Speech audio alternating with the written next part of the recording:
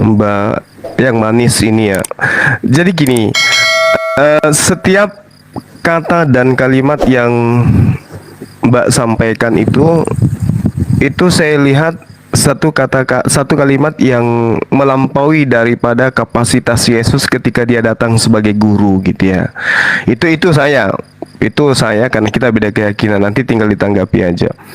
Kenapa? Karena di dalam pernyataan Yesus tentang hari penghakiman, yang menjadi hakim daripada Bani Israel itu adalah perkataan-perkataan Yesus yang pernah Yesus sampaikan kepada mereka. Itu tertulis dalam Yohanes 12:48, bahwa perkataan Yesuslah yang akan menjadi hakim. Apa yang dikatakan, apa yang diucapkan, apa yang disampaikan, apa yang dia teorikan dan praktekkan kepada Bani Israel menyalahi dari konsep yang dia pertontonkan, ajarkan, maka itulah yang akan menjadi hakim. Nah, kalau hari ini kemudian Mbak saya ini, saudara saya yang cantik ini mengatakan Yesus itu adalah ini dan itu, dia adalah firman jadi manusia, oke, itu nggak masalah. Tapi pada prinsipnya Yesus juga mengatakan, Yohanes 14 nomor 12, kalau kau percaya kepadaku, kamu akan melakukan pekerjaan yang aku lakukan. Nah, sekarang yang Yesus praktekkan, yang Yesus lakukan ketika dia datang sebagai suri toladan, sebagai gembala bagi Bani Israel, itu berdoa dan menyembah hanya kepada satu esensi yang ada di langit, yang kemudian terjemahan Indonesia mengatakan surga. Nah, ini dia yang jadi permasalahan. Sebenarnya sih menarik ketika dikatakan Yesus ini batu sandungan dan seterusnya. Tapi manusia yang Yesus ini ketika dia datang kepada Bani Israel, sama sekali dia tidak pernah memberikan ajaran atau praktek bagaimana kemudian manusia bisa berlaku menjadi seorang Kristen. Tapi justru Yesus itu mendudukkan dirinya sebagai orang yang sesuai dengan pernyataannya sendiri di dalam Yohanes 4 nomor 22. Aku menyembah, kami menyembah apa yang kami kenal.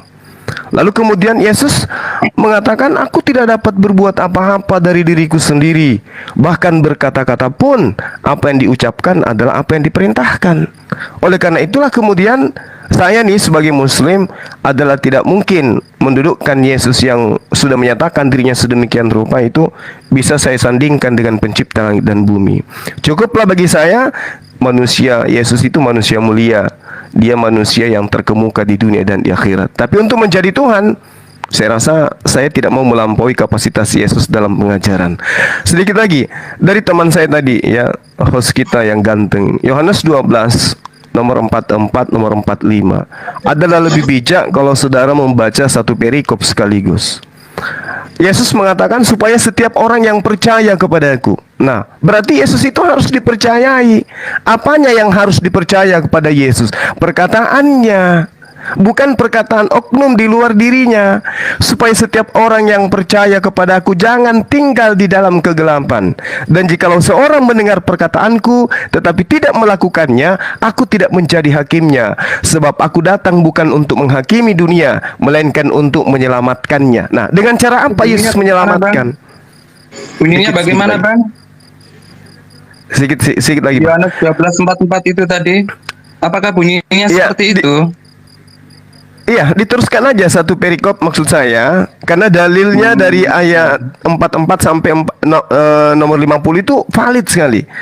Ya, aku tidak menjadi hakimnya, sebab aku datang bukan untuk menghakimi dunia, melainkan untuk menyelamatkan. Nah, seperti apa cara Yesus menyelamatkan menurut Yesus? Bukan menurut oknum. Ia mengatakan Yesus menyelamatkan dengan darahnya, dengan dagingnya, dengan mati di atas tiang salib. Dengan cara apa Yesus menyelamatkan? Mengajarkan Bani Israel kembali kepada hukum Taurat. Saya lanjut sedikit ya.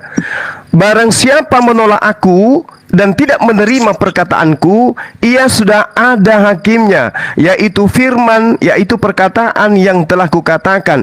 Perkataan itulah yang akan menjadi hakimnya pada akhir zaman. Berarti saya sebagai seorang muslim kudu harus berhati-hati nih, memilih mana perkataan Yesus, mana bukan perkataan Yesus. Karena perkataan Yesus itulah nanti yang akan menjadi hakim.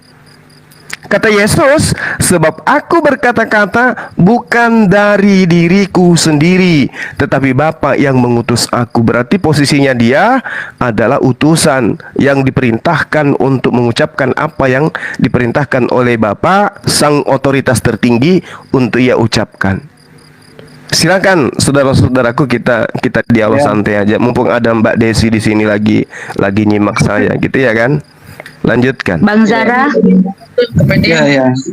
ini siapa dulu, Mbak Kak Desi atau Bang Zara atau siapa, atau Pok Nila? Jadi ayat yang Iya, Yohanes sebentar ya. tadi itu Bang Juma jangan berasumsi Iya. sendiri. Iya, Itu iya, tadi silakan. yang terakhir tentang pasti Bapak yang mengutus aku gitu kan tulisannya. Nah itu jangan letterlock banget Bang. Itu maksudnya ya dia kan Yesus itu manggil Allah Bapa itu kan Bapak Bang. Jadi dia posisinya di sini sebagai anak Allah gitu loh Bang. Gitu Bang. Jangan Itu asumsi tadi yang sendiri. Gini, Tapi- Bang Zara, Kak Desi, izin menambahkan Tunggu. sedikit boleh?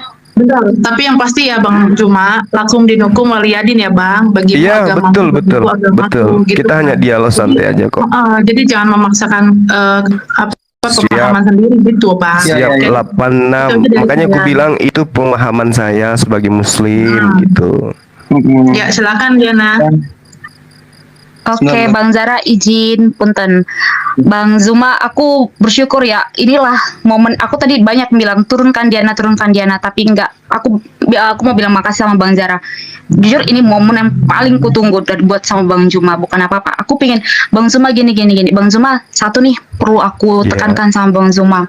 Kita nih sharing, Silakan. bukan debat, sharing santai ya. Iya. Karena gini Bang Zuma, tidak akan pernah sama antara Alkitab dengan Al-Quran, ya. Satu. Kedua, tadi tentang asumsi, tentang menghakimi itu, nanti aku minta ayatnya sama Bang Zuma ya, ayat berapa itu tertulis, nanti aku pengen lihat. Dan yang ketiga Bang Zuma, ini perlu Bang Zuma dan teman-teman muslim tahu, gitu kan. Kenapa sih Yesus itu kan manusia, kenapa sih Tuhan gitu ya? Karena kita orang Kristen, jadi kita mempercayai Tritunggal. Awalnya ya sebelum manusia itu ditebus, mereka kan masih kenal Allah. Jadi teman-teman muslim serta Bang Juma sendiri kalau memahami arti Tritunggal itu dan mempercayai Tritunggal itu, pasti tidak akan menyangkal Yesus itu siapa.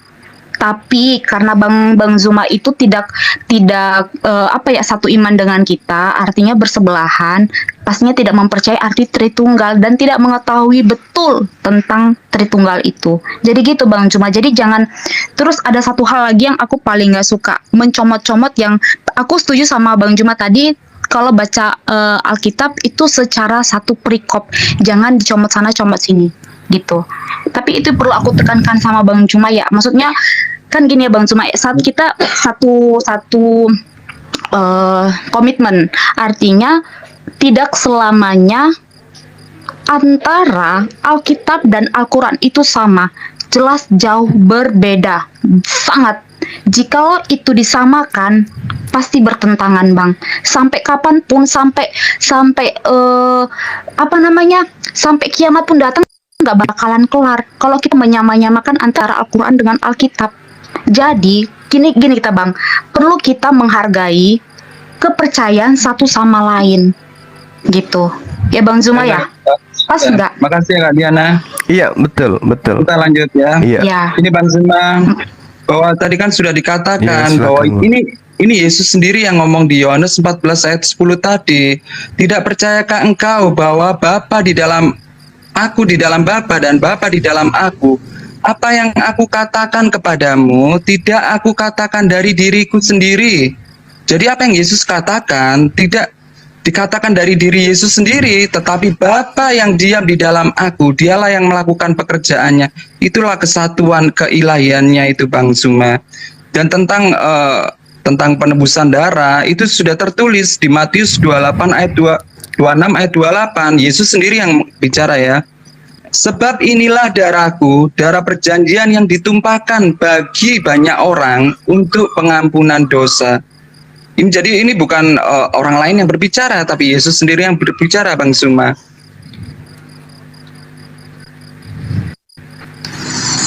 Jadi sebagai Iya, manusia, silakan. Yesus dikatakan guru, dikatakan utusan, tapi Yesus sudah berkata sendiri bahwa barang siapa yang percaya kepadaku, dia percaya kepada Dia yang mengutus aku, dan barang siapa melihat aku, dia melihat Dia yang mengutus aku. Itu sudah jelas kesatuan. Tidak bisa dipisahkan sesuai dengan 1 Yohanes 5 ayat 7, Bapa, Firman, dan Roh Kudus ketiganya adalah satu. Itu peranan Allah sendiri, Bang. Tetap Allah itu esa gitu. Tapi memiliki 3 peranan. Peranan penciptaan, peranan penyelamatan, dan peranan pendamping. Dan yang sekarang ini adalah peranan pendamping, yaitu Roh Kudus yang diutus sesuai dengan Yohanes 16 ayat 7. Namun benar yang kukatakan ini kepadamu adalah lebih berguna bagi kamu jika aku pergi. Sebab jikalau aku tidak pergi, penghibur itu tidak akan datang kepadamu. Siapakah penghibur ini? Yaitu Roh kebenaran atau Roh Kudus. Penghibur itu tidak akan datang kepadamu. Tetapi jikalau aku pergi, aku akan mengutus Dia kepadamu. Jadi di ayat Yohanes 16 ayat 7 bahwa aku mengutus Dia kepadamu. Yesus mengutus Dia kepadamu, yaitu siapa? Roh Kudus itu sendiri. Sebab di ayat berikutnya Yohanes 16:15, segala sesuatu yang Bapa punya adalah aku punya. Apakah ada nabi yang berkata begitu? Apa yang Allah punya adalah aku punya. Apakah berani nabi atau utusan yang berkata seperti itu? Kalau tidak Yesus itu sendiri, Bang.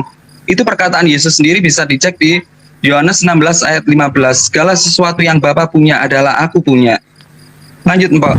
Iya, baik ya, Bang Zuma ya. Bang Zuma tidak mau keluar daripada Injil ya, Matius, Markus, Lukas, Yohanes, karena perkataan Yesus ya, pokoknya diperhatikan ya. Oke, kita bergerak juga di dalam Injil untuk menjelaskannya ya. Kalau dikatakan dalam Yohanes 17 ayat yang kelima, oleh sebab itu ya Bapa, permuliakan Allah aku padamu sendiri dengan kemuliaan yang kumiliki di hadiratmu sebelum dunia ada.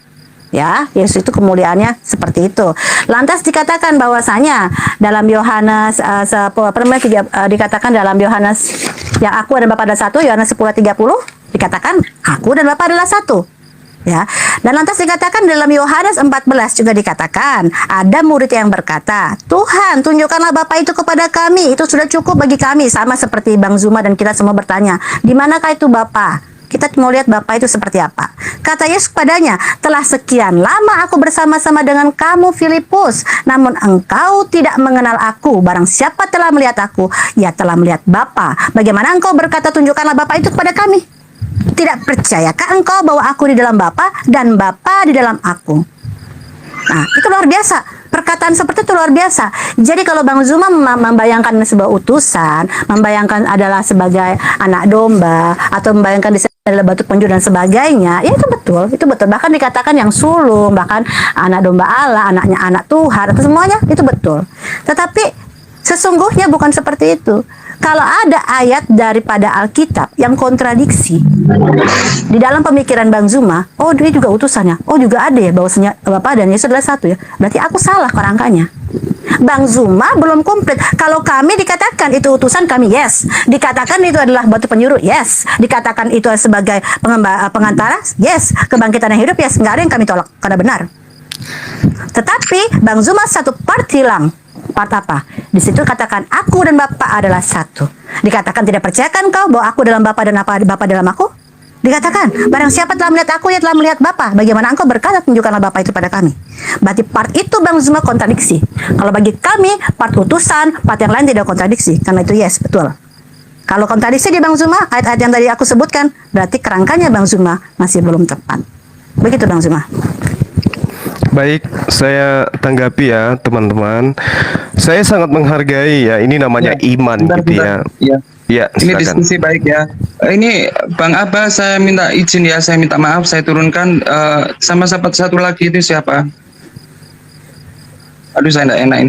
Bang Abba saja ya. Mohon maaf ya Bang Abba, saya minta izin dulu.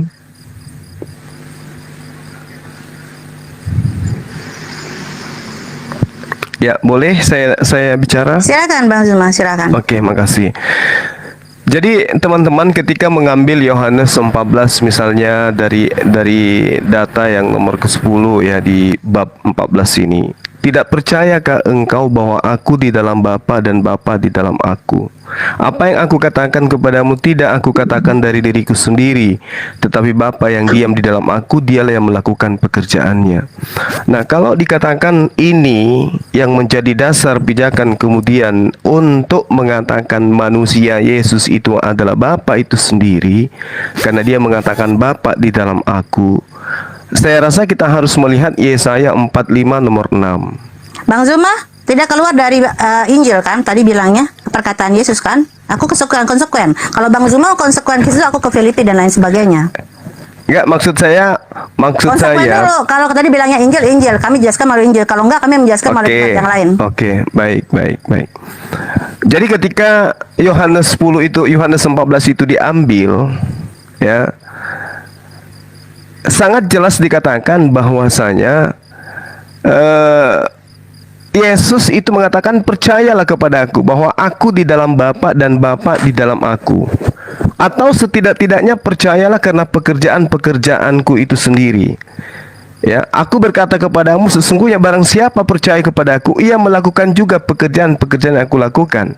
Bahkan pekerjaan lebih besar dari pekerjaan itu, sebab aku pergi kepada Bapa. Dan apa juga yang kamu minta dalam namaku, aku akan melakukannya supaya Bapa dipermuliakan di dalam Anak.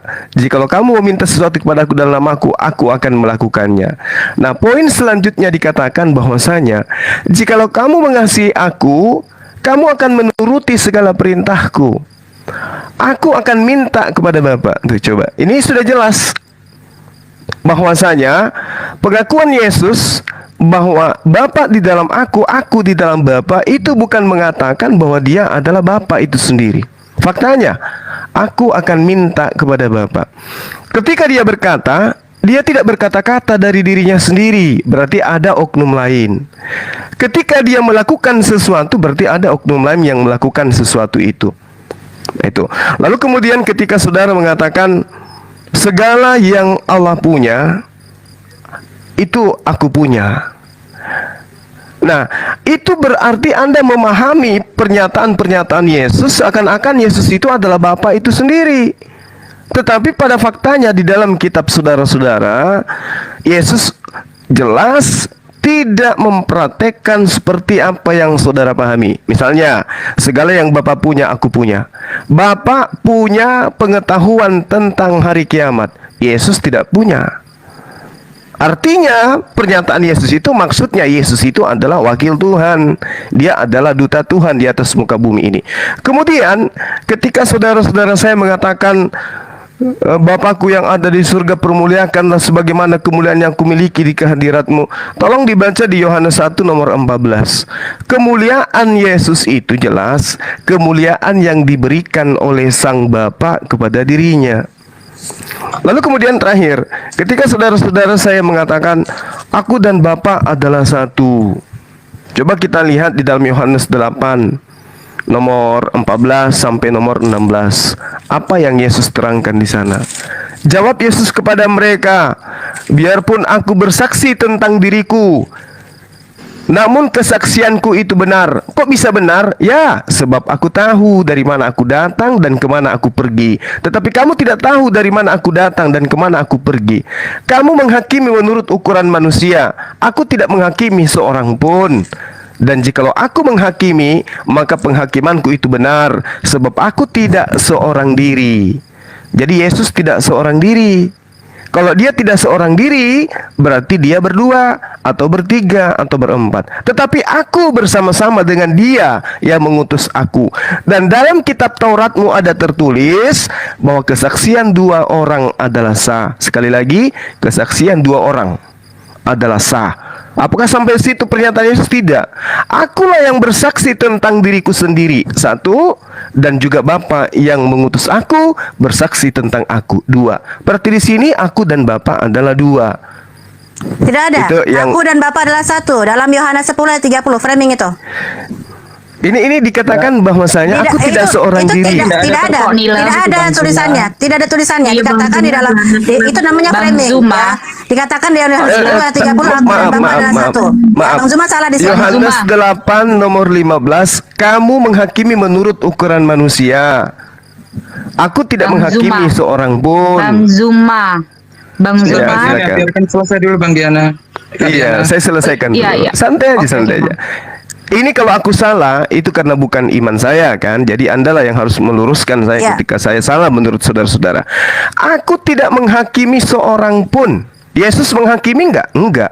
Lalu yang menghakimi siapa? Bapa. Dan jikalau aku menghakimi, maka penghakimanku itu benar. Kenapa benar? Sebab aku tidak seorang diri. Tolong bantu saya memahami. Kalau ada oknum mengaku tidak seorang diri, berarti dia bersama dengan oknum lain. Benar nggak? Betul. Oke. Berarti Yesus berdua dengan? Yesus dengan Allah. Nah, Dengan berdua dia. Berarti aku dan Bang, Bapa Bang, adalah Bang. dua gitu. Aku dan Bapa adalah satu. Tidak ada ayatnya. Dan dalam udah kitab bring ya. nomor 17 Aku udah dari bring, Yohanes aku udah 8 bring dulu, Bang. dan Bapa dalam adalah kitab satu. Yohanes Tauratmu 10 ayat ada 30. sedikit Bagaimana lagi. bisa menyimpulkan begitu Bang Zuma? Aku dan Bapa adalah dua. Maksudnya tidak ada tertulis di kitab Kristen seperti itu Bang Zuma. Dan dalam kitab Tauratmu Turun ya, Kak. ada tertulis bahwa kesaksian dua orang adalah sah. Akulah yang bersaksi tentang diriku sendiri satu, dan juga Bapa yang mengutus aku bersaksi tentang diriku dua. Ada berapa saksi di sana, Bang? Duh, karena Bang Bang Zuma Zuma. tidak meyakini Ya, Bang bahwa Zuma, Bapa di gini Bang Zuma, Iya. aku tegaskan Gini, sama Bang Zuma framing ya. Ini baru Bang Zuma framing. Karena dikatakan Enggak, di dalam bantu saya di dalam- memahami, bukan Ya, framing. oke. Saya minta Ya. dibantu untuk Kalau memahami dikatakan ini. aku dan Bapa adalah dua, itu tidak ada ayatnya. Yang ada ayatnya Ini di apa Yohanes ini? 10 ayat Aku 30. dan Bapa, kan dikatakan Nggak ada ayatnya begitu. Ada Itu framing tertulis dalam namanya. kitab Itu Taurat. berarti asumsi. kesaksian dua Ya. orang itu adalah sah. Iya. Dua orang loh ya.